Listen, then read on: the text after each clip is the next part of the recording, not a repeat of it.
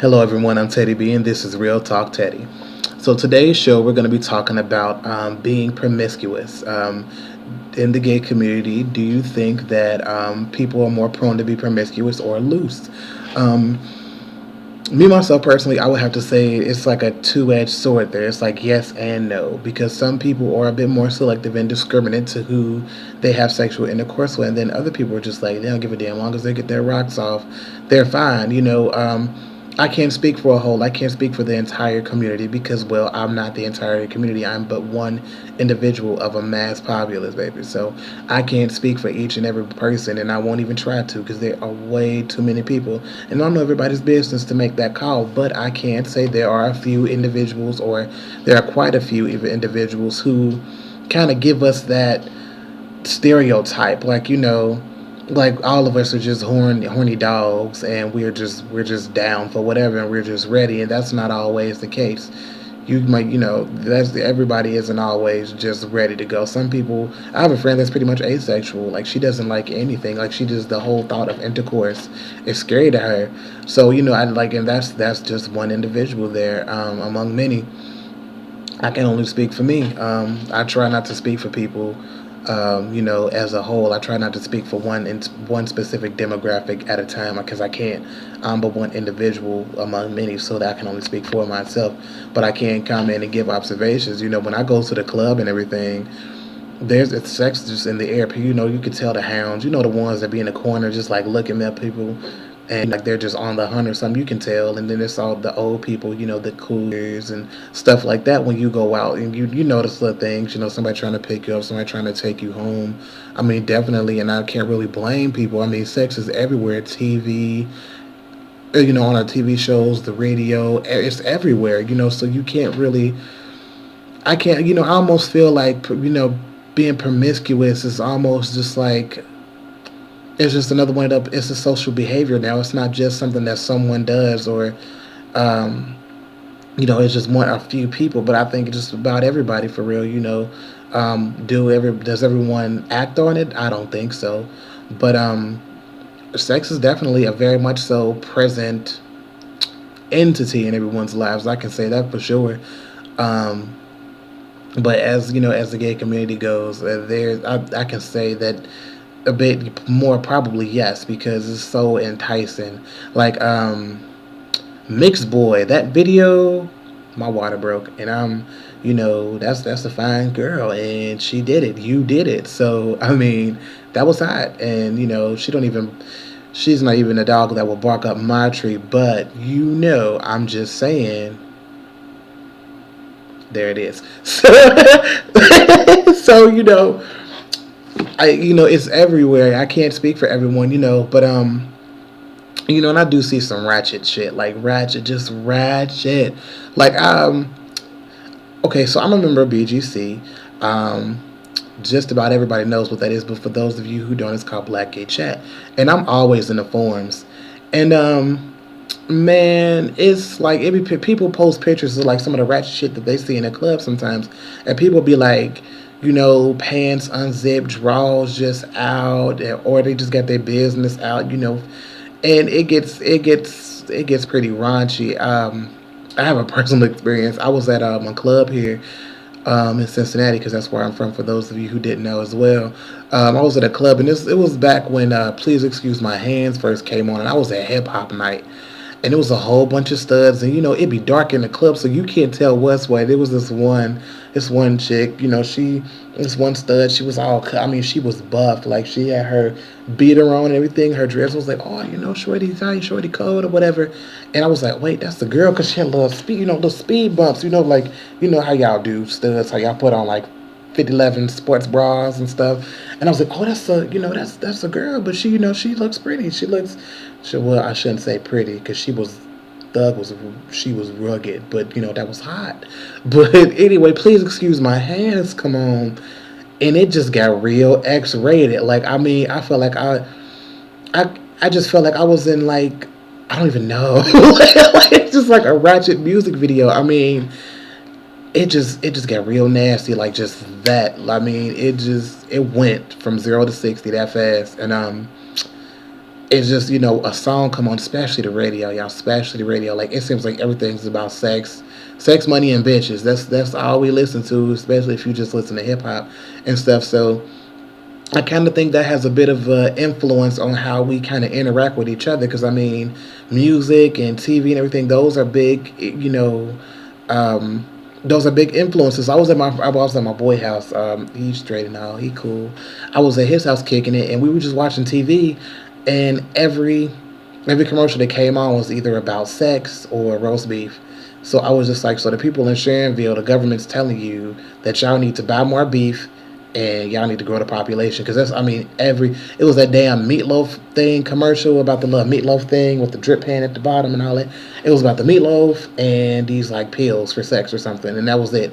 Like every time, sex and meatloaf. So, I mean, and it's just like you can't escape it. So when you out in your personal life, you out in the world kicking it and stuff, you see somebody you think is cute or you want some kind of chat line or some kind of website, you can't escape it. I got some mail from my mama house because I don't live with my mom. I live in my dorm and everything. And there was like this little thing that came in the mail, this little pamphlet with all these chat line numbers and shit. Like just 1-800 hot bitch, or call me hot sex line and all this other stuff. Let me see, because I got it right here too. Because I literally just went to my mama house a couple days ago. And get a hold, like, this is all mail. Like, this is all of my mail. Like, I can't try to, like, all of that. I mean, I got stuff in here from this summer and last summer. Here it is, right here. And I just knocked the shit over. But, this came in the mail for me, and it was so embarrassing. Because let me tell y'all, for those of you who watch the show, y'all know my mama is off the motherfucking hook. So I'm on the phone with my friends, and I got her on speaker, and she's reading these little ads out loud to me. She's reading these out loud, and and then on the back there's vibrators and stuff, and all of that, and that's what I get, and that's what I got in the mail. Like, this is the only one. Well, I think there's another one in there, but it's a smaller one. But it's like, hey baby, feeling a little kinky, 1-888-316-6969, free trial, all of this shit. Like, how could you not? How could you not in some kind of way be promiscuous or be influenced by shit like that? Like, that just popped up in the mailbox. I don't even know why that came to my mama house and not to my dorm, for one. And then two, I don't even, I'm not even signed up to any chat lines and stuff, but that's how they get you. Sex is, I can't say remember, but there was once upon a time when sex was just so hush-hush and you didn't talk about it, but now sex is just every damn where. It's in little innuendos and, the cartoons and stuff, SpongeBob. It's everywhere. So for you to not be affected directly by it, or for you to not be influenced or something, it's damn near impossible.